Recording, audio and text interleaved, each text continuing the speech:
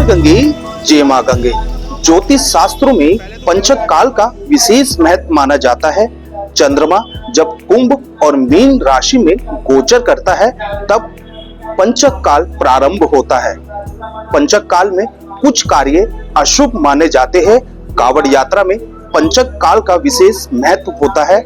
आखिर जानते हैं पंचक काल में किन कार्यों को करने से हमें बचना चाहिए। इस पर बात करने के लिए हमारे साथ मौजूद है डॉक्टर आनंद वल्लभ जोशी जी। स्वागत है गुरुजी आपका तिलक पत्रिका पे। ज्योतिष शास्त्र में पंचक काल को इतना महत्वपूर्ण क्यों माना जाता है? ऐसा है, हमारा जो भारतीय ज्योतिष है वो राशि और नक्षत्रों पर आधारित है। 27 नक्षत्र है हमारे यहाँ, अश्विनी से रेवती तक। उनमें जो आखिरी 5 नक्षत्र हैं वो धनिष्ठा, पूर्वा भाद्रपद, धनिष्ठा, सदभिषा, पूर्वा भाद्रपद, उत्तरा भाद्रपद और रेवती। ये 5 नक्षत्र ऐसे हैं जिनको हम शुभ कार्यों के लिए वर्जित मानते हैं। अब पंचक प्रारंभ कब होगा उसके विषय में यह है कि जब कुंभ राशि में चंद्रमा प्रारंभ होता है और जब तक वो मीन राशि में गोचर करता है, चलता है, तब तक पंचक माने जाते हैं। अब जो ये धनिष्ठा नक्षत्र है, धनिष्ठा नक्षत्र का आधा भाग, आज जैसे सुबह से ही धनिष्ठा नक्षत्र प्रारंभ हो गया था, लेकिन शाम को हरिद्वार में 6:53 पर वो धनिष्ठा का आधा भाग, यानी कि तब तक वह मकर राशि में रहता है, और 6:53 में अभी जो कुछ समय बाद आने वाला है वो पंचक काल में यानी कि कुंभ राशि में प्रवेश कर जाएगा, धनिष्ठा के उत्तरार्ध में। और जब ये सदभिषा में रहेगा, पूर्वा भाद्रपद में रहेगा, उत्तरा भाद्रपद में रहेगा, रेवती में रहेगा, अर्थात मीन राशि तक रहेगा, तब ये पंचक नक्षत्र माने जाते हैं। इन पंचक नक्षत्रों में सामान्यतः कुछ कार्य अति वर्जित किए गए हैं और कुछ कार्य सामान्य रूप से किए भी जाते हैं। कुछ समय के अनुसार आस्था भी बदलती जाती है। तो इस प्रकार धनिष्ठा के उत्तरार्ध से रेवती के पूर्णांत तक हम पंचक नक्षत्र पंचक काल मानते हैं। इसमें सामान्यतः शुभ कार्य नहीं करते। मुझे 5 दिन के ही क्यों पंचक होते हैं?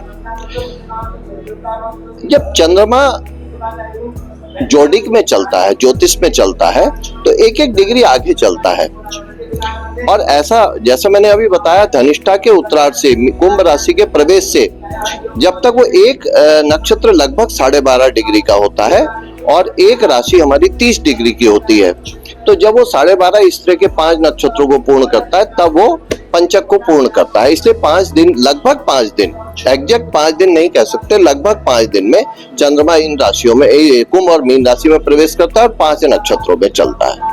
मुझे पंचक में ऐसे कौन से कार्य है जिनको सबसे ज्यादा अशुभ माना जाता है? आपने बहुत अच्छा पूछा है।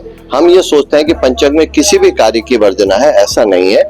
मुख्यतः हम लिंटर नहीं डालते, यानी कि छत का निर्माण नहीं करते। ऐसा कहा जाता है यदि पंचक नक्षत्रों में हम छत का निर्माण करेंगे तो घर में कलह रहेगा, क्लेश रहेगा। उसी तरह से हम खाट नहीं बुनते, जो पुराने जमाने की खाट, बाण की खाट बनती थी, उसको नहीं बुनते। इसी प्रकार से मानते हैं कि हम हल भूमि का जो है वो नहीं करेंगे। इस प्रकार से कुछ कार्य, हाँ, एक विशेष कार्य जो समाज जिस पे डरता है वो है कि पंचक में मरण। तो सामान्यतः पंचक में मरण का कोई निषिद्ध नहीं है, दाह संस्कार का है। दाह संस्कार का निषेध है। यदि पहले ही पंचक में मृत्यु हो गई तो 4 दिन तक उस मृत्यु को, उस मृतक शरीर को कैसे रखा जाएगा? तो एक शास्त्रीय विधान यह है कि 4 कुशा के पिंड बनाकर, कुशा की देह बनाकर उसके साथ रखे जाते हैं। और यदि आखिरी दिन यानी कि रेवती नक्षत्र में किसी की मृत्यु होती है तो हम 24 घंटे के लिए रख सकते हैं, तो वो दाह संस्कार से बच सकते हैं। ऐसा कहा जाता है कि यदि किसी का मृतक का दाह संस्कार हम पंचक नक्षत्र में करेंगे तो उसके परिवार के, कुटुंब के अथवा बिरादरी के 5 व्यक्तियों की मृत्यु और होगी, यानी उसको लेकर 5 व्यक्तियों की। इसलिए बहुत ही संवेदनात्मक और सेंसिटिव पॉइंट जो है वो मृतक का है। इसलिए हाँ, लकड़ी का संग्रह नहीं करते। ये जो आजकल जो चल रहा है, कांवड़ यात्रा प्रारंभ हो रही है, हम काष्ठ का संग्रह नहीं करेंगे। ऐसा माना जाता है कि यदि हम लकड़ी का संग्रह करेंगे, बांस, लकड़ी या बांस से निर्मित किसी पदार्थ को हम संग्रह करके निर्माण करेंगे तो उससे जो है अग्नि का भय रहता है।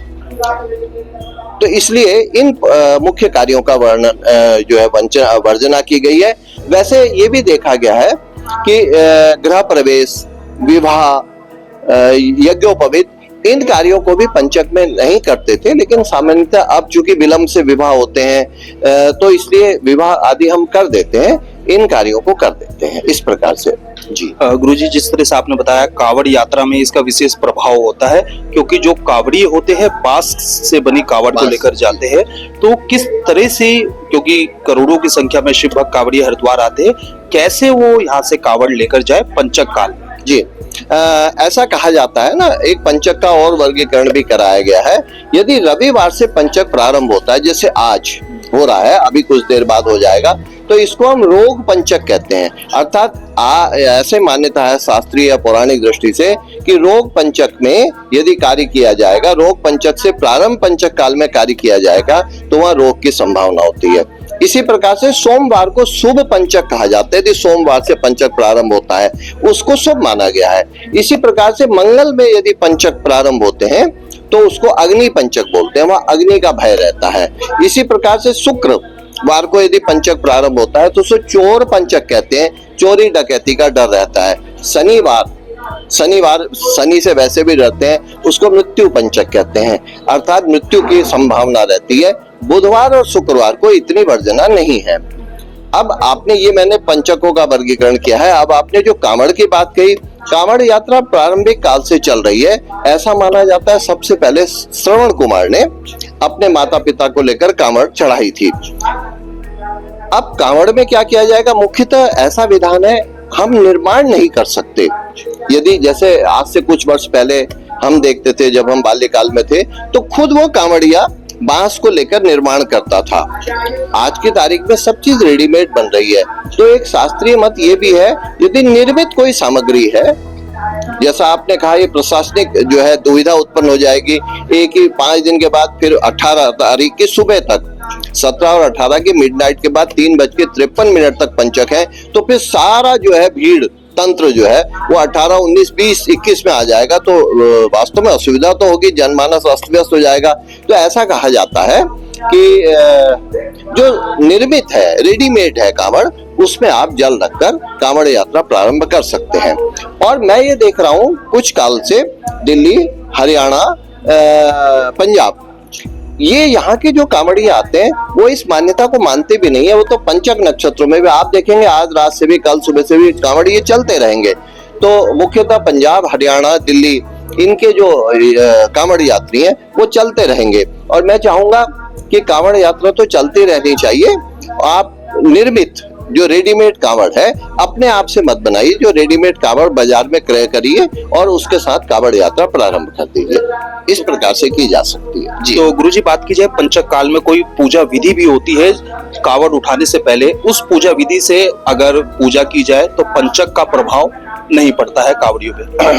देखिए, जहाँ तक पूजा का विधान है, ऐसा कहा जाता है, आप देखते हैं एक हमारे यहाँ भद्रा का विशेष महत्व है। जब रक्षाबंधन में भद्रा आती है तो ये कहा जाता है कि श्री गणेश का नाम लेकर, श्री राम का नाम लेकर हम जो है वो रक्षा बांध सकते हैं, क्योंकि वहां पर भी व्यवहारिक कठिनाइयां आती हैं, छुट्टी लेकर आते हैं, आगे बहने भाई को जाना होता है। इसी प्रकार से मैं चाहूंगा जो कांवड़ यात्री आता है, जल भरता है, चल देता है, वो वहां पर स्वस्ति वाचन करे और श्री गणेश पूजन करे, उसके बाद वो अपनी कांवड़ उठा सकता है। जी। किन नियमों का पालन करना चाहिए पंचक काल में, अगर शिव भक्त कांवड़िए कांवड़ उठाकर अपने अपने गंतव्य की ओर रवाना हो रहे हैं?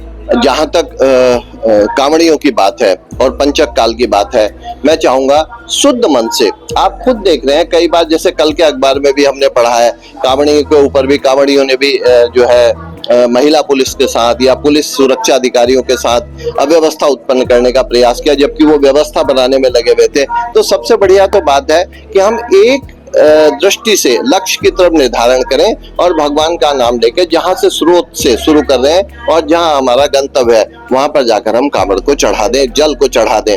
हमें शुद्ध मानसिक तत्व, मनस तत्व के साथ यात्रा प्रारंभ करनी चाहिए, ब्रह्मचर्य का पालन करना चाहिए और जो अखाद्य पदार्थ हैं, नशे वाले पदार्थ हैं, मादक पदार्थ हैं, उनसे बचना चाहिए। इस प्रकार से शुद्ध भाव से जब यात्रा प्रारंभ, वैसे भी आप देख रहे हैं कोई भी यात्रा प्रारंभ की जाती है तो हम मंगल कामना करते हुए, स्वस्थ कामना करते हुए यात्रा को प्रारंभ करते हैं। तो ये नहीं है कि जल भरा और चल पड़े, हम स्वस्ति वाचन करते हुए यात्रा को प्रारंभ कर सकते हैं। जी गुरुजी, जिस तरह से आपके द्वारा बताया गया, पंचक काल में कावड़े कावड़ उठा सकते हैं जी, लेकिन रेडीमेड, हाँ रेडीमेड कावड़, जिस तरह से आपने बताया, सावधानी भी उनको बरतने की जरूरत है, तो उनको जो कावड़ का फल है वो प्राप्त होगा। जी हाँ, यदि वो सावधानी रखेंगे। अब मैं देख रहा हूँ कहीं से भी पड़े रहते हैं, कहीं भी उल्टा सीधा खा रहे हैं और अनर्गल गाने बजा रहे हैं। उस प्रकार से नहीं, ईश्वर का स्मरण करते हुए, बल्कि मैं तो चाहूंगा कि बजाय वो अनर्गल डीजे या वार्ता करते हुए, वो किसी मंत्र का जप करते हुए जाएं। जिस भी इष्ट देवता के, भोले बाबा के लिए जा रहे हैं, ओम नमः शिवाय का स्वयं जप करते हुए जाएं। और जिधर भी सुरक्षा अधिकारी, जो पुलिस है, कांस्टेबल है, जो सुरक्षा अधिकारी हैं, वो उनकी सुरक्षा के लिए हैं, उनको भी माने। क्योंकि ईश्वर जो है, हम सत्यनारायण कथा में देखते हैं कि भगवान विष्णु बूढ़े ब्राह्मण का रूप धारण करके आए हैं, तो ये जो सुरक्षा के कर्मचारी वहां पर लगे हुए हैं, वो भी ईश्वर का वचन बोल रहे हैं। तो यदि किसी रास्ते को अवरुद्ध कर रहे हैं कि इस रास्ते में मत जाइए, तो कांवड़ यात्रियों को उस रास्ते में नहीं जाना चाहिए।